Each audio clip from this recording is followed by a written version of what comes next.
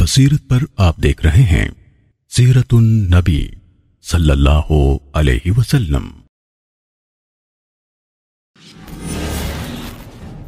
رسول اللہ صلی اللہ علیہ وسلم کا قباء پہنچنا۔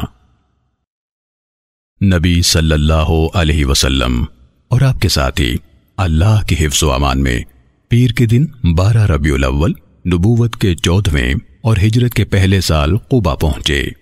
جب آپ صلی اللہ علیہ وسلم اپنے ساتھیوں کے ساتھ قباء پہنچے تو دیکھا کہ انصار آپ صلی اللہ علیہ وسلم کے استقبال کے لیے کھڑے ہوئے ہیں۔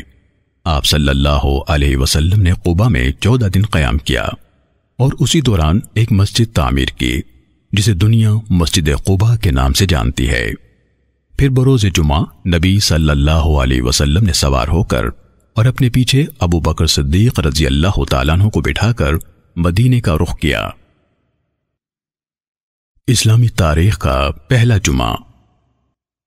نبی صلی اللہ علیہ وسلم بنو سالم بن عوف کے محلے میں تھے کہ جمعے کا وقت آ پہنچا تو نبی صلی اللہ علیہ وسلم نے وادی رعنونہ میں جمعے کی نماز ادا کی۔